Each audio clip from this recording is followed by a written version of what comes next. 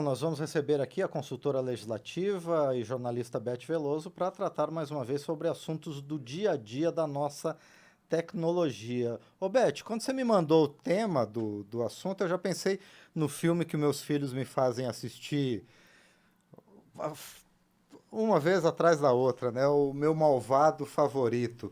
A Alexa, ela é a nossa espiã favorita, não é, Beth Veloso? Bom dia, Márcio. Bom dia, ouvintes.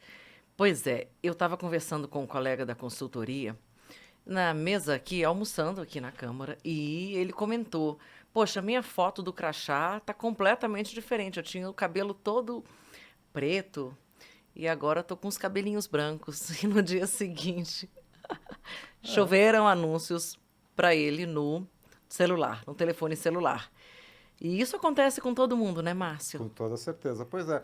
Os assistentes virtuais, eles são nossos amigos, né, de certa forma, porque eles facilitam muito a nossa vida, mas também, né, como esse exemplo que você citou, eles acabam sendo os nossos espiões, porque estão junto com a gente nos momentos mais íntimos, não é, Beth?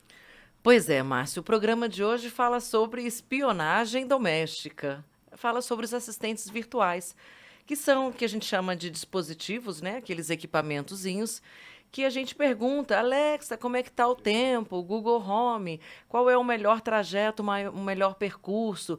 Toca uma música para mim e uma série de comandos ou tarefas. Vamos comprar o leite na geladeira, aquilo que a gente já estima que seja o futuro agora. E como eu contei nessa historinha no começo, Márcio, eu tinha essa dúvida: será mesmo que nós estamos sendo espionados? Quantas coincidências acontecem nesse mundo que a gente tenta descortinar aqui no Papo de Futuro, que é esse mundo da contemporaneidade digital? Portanto, para tirar a prova, se tudo que a gente fala e aparece ali momentaneamente, instantaneamente, automaticamente para a gente, nos dispositivos que a gente usa, é uma mera coincidência, eu procurei o professor Daniel Marques. Ele acaba de se formar no doutorado sobre privacidade e os smart speakers, que são os assistentes virtuais. Ele é da Universidade Federal da Bahia e fez uma tese que eu considero fantástica sobre o tema. Pesquisou justamente até que ponto a nossa privacidade está tendo uma noção projetada. Por quê? Porque a partir dos smart speakers, que como a gente colocou.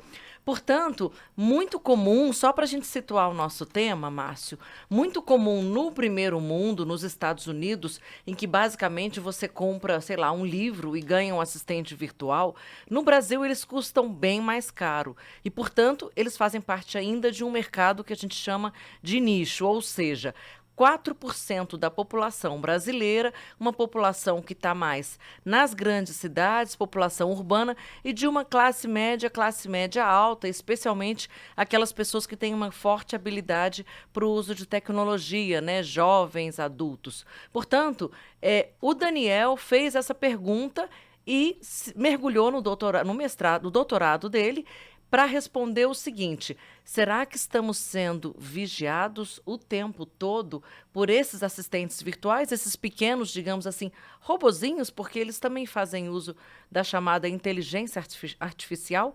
Vamos ouvir então o Daniel. Os smart speakers, né, como qualquer outro dispositivo que está conectado à internet, eles têm a capacidade de coletar dados. Então, eles estão sempre ouvindo, né, à espera do que a gente chama de palavra de ativação para poder responder a uma pergunta ou então realizar uma tarefa, né? O que acontece é que empresas como a Amazon, Google, Apple e outras, elas afirmam que esses dispositivos eles só começam a gravar e transmitir as informações depois que essa palavra de ativação é reconhecida. A questão é que a gente não tem como auditar esse processo, né, dado que esses são dispositivos proprietários, né, de grandes empresas que a gente chama, né, das Big Techs. Então, o que a gente sabe, e a gente consegue encontrar inúmeros relatos diferentes disso, né, disponíveis na internet, é que esses dispositivos eles tendem a gravar mais do que eles deveriam, né? Seja tanto por erros de gravação ou erros de ativação, ou outros motivos também que a gente não tem acesso. Então, os usuários eles são costumeiramente surpreendidos quando eles resolvem investigar e verificam que o speaker já coletou, né, em termos de gravação de voz e outros dados também. Então, no que diz respeito à vigilância, é importante que a gente também note que essas empresas elas afirmam que esses dados que elas coletam são usados principalmente para melhorar a experiência do usuário, né, seja para aprimorar o reconhecimento de voz ou personalizar as respostas.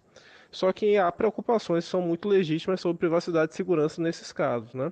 Então, por exemplo, a gente tem questões aí sobre quem tem acesso aos dados, como eles podem ser usados, né, que são levantadas frequentemente. Como a gente não tem acesso a essas informações, ou seja, essas políticas, né, das empresas, esses dispositivos acabam funcionando como caixas pretas que a gente tem pouco ou quase nenhum acesso e transparência, né? O Beth, é um novo conceito que está sendo desenvolvido nas universidades sobre o tal do capitalismo de vigilância. Qual que é a relação entre esses dispositivos que escutam tudo, que acompanham tudo que a gente faz e, por exemplo, o mundo da publicidade? Exatamente, Márcio. Quando o Daniel Marques fala em palavra de ativação, ele está falando Alexa ou ele está falando Oi, Google Home. Então, essa é a palavra de ativação. Só que como esses dispositivos estão, Márcio, o tempo todo prontos para ouvir esta palavra de ativação, a gente começa a entender que eles estão o tempo todo ouvindo o que está acontecendo ao seu redor. Portanto, qual era o sonho de todo publicitário? Não era exatamente ler o nosso pensamento? Então, o que acontece? Quanto mais invasivo, atento, vigilante esse dispositivo, que eu chamaria aqui, entre aspas, de dispositivo de espionagem, melhor para quem está realmente coletando esses dados e que vai fazer o uso desses dados. O professor Daniel Marques, por exemplo, percebeu que os assistentes virtuais, ao entrarem nas nossas vidas e nos nossos quartos, eles acabam fazendo por esses sistemas de escuta permanente, coletando todos esses dados e levando a nossa privacidade para onde? Para dentro dos servidores das empresas, para o ambiente que a gente chama das big techs, das plataformas digitais. E essa indústria basicamente vende produtos e serviços, ou seja, o seu modelo de negócios é o modelo da propaganda comercial, do anúncio. Quanto mais dados, melhor, mais customizado, mais personalizado é o anúncio de tintura do cabelo, por exemplo. Portanto, a gente se lembra que está tudo conectado, o e-mail, o assistente virtual, a rede social e tudo, inclusive, com capacidade, Márcio, de captar e processar, através de patentes, de sistemas de software, as nossas próprias emoções. É o que conta para gente agora o Daniel Marques. Existem patentes, inclusive, que demonstram a capacidade desses assistentes de voz de reconhecer o estado emocional e físico dos usuários, né, para poder oferecer conteúdos e produtos de acordo com a situação do usuário.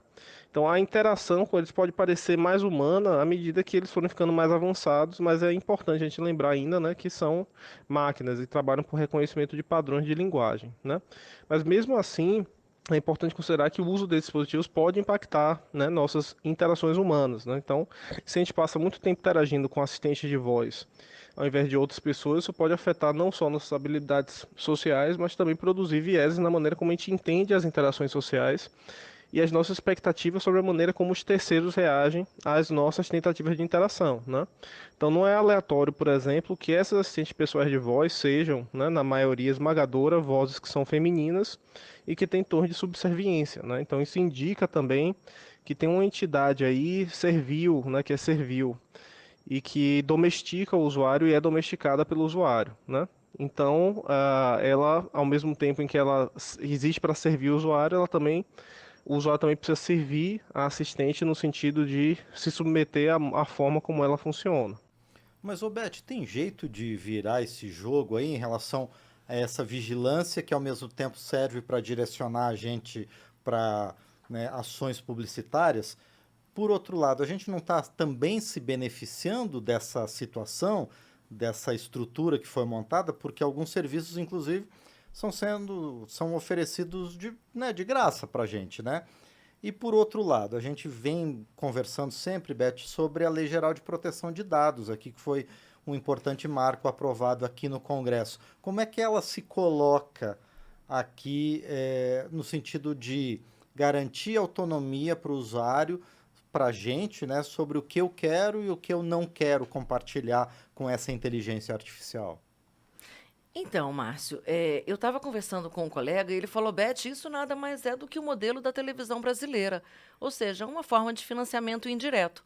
Você recebe aquele conteúdo, você não paga, não é uma televisão por assinatura, é uma televisão aberta, e você, por outro lado, tem que assistir às propagandas. A diferença é justamente esse ponto que você abordou, Márcio, é a coleta de dados massiva, que é uma coleta e não necessariamente consentida, autorizada, transparente, que a gente tenha acesso e conhecimento. E para isso, a Câmara dos Deputados, o Senado, e se transformou na Lei de Proteção de Dados. E essa lei diz que é preciso, por exemplo, justificar a quantidade de dados. Por que você precisa extrair tantos dados do usuário? Há que ser proporcional. E isso não corresponde, por exemplo, ao que acontece na realidade, que é uma coleta massificada, agregada e coletiva.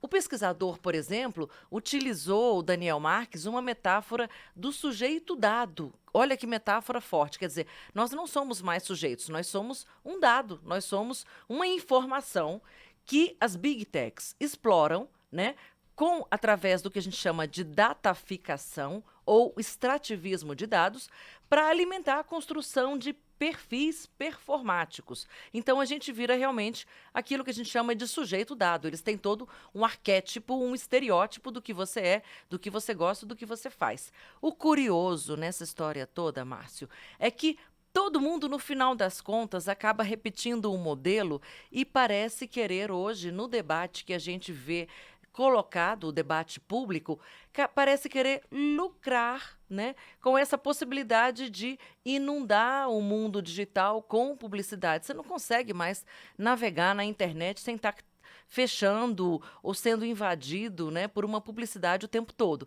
Da tintura aos pés, eu costumo dizer, né, da cabeça aos pés.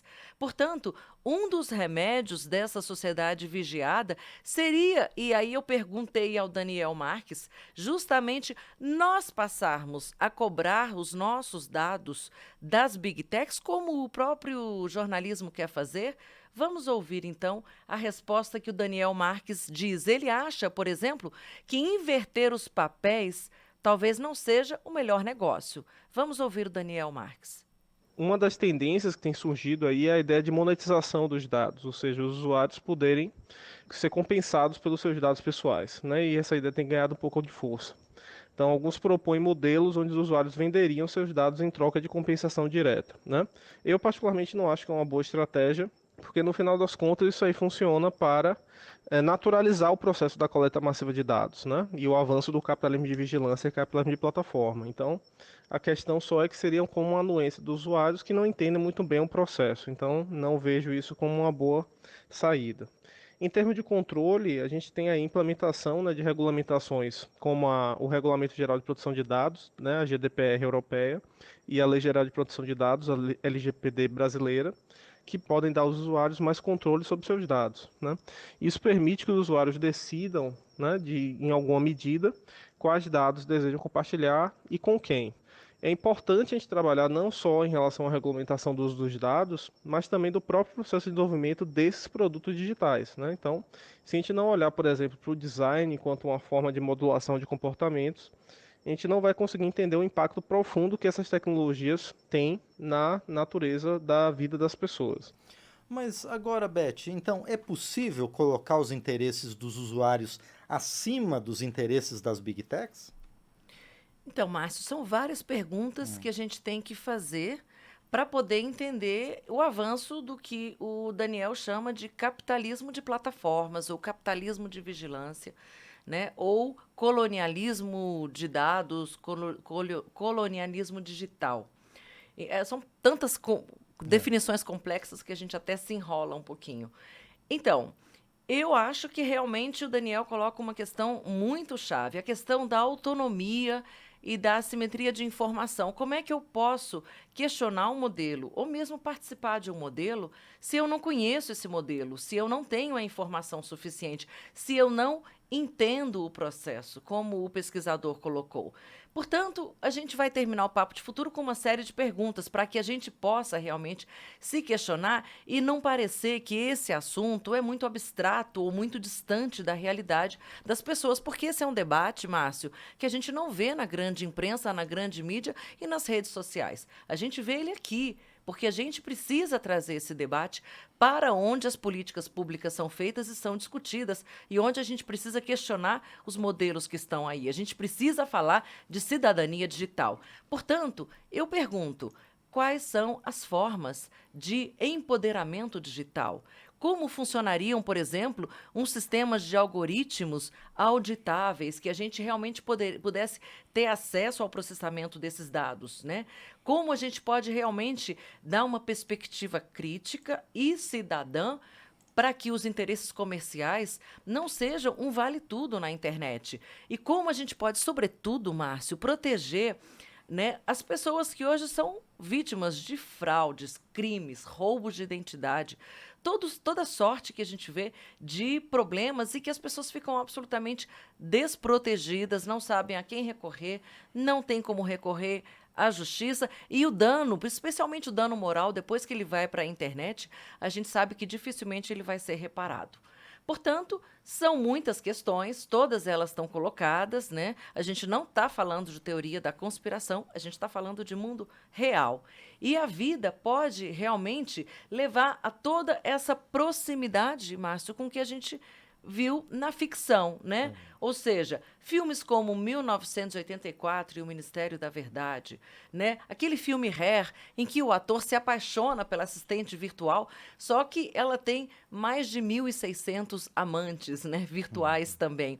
Ou a própria série do Black Mirror, que a gente realmente está sendo vigiado o tempo todo. Portanto, a pergunta é, até quando eu quero que a minha intimidade esteja na internet? Até que ponto eu quero renunciar à minha autonomia como indivíduo, né? Até que ponto eu quero ser um tag, né? Ou seja, uma etiqueta publicitária.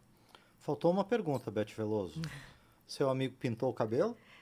Pois é, eu acho que ele vai pintar, mas eu não sei. Eu vou perguntar e trago a resposta no próximo Papo de Futuro. Perfeito. E você também pode participar do Papo de Futuro, mandando a sua sugestão, o seu comentário sobre os programas para o nosso número de WhatsApp, que é 61 99978 9080, ou então para o e-mail papodefuturo@câmara.leg.br.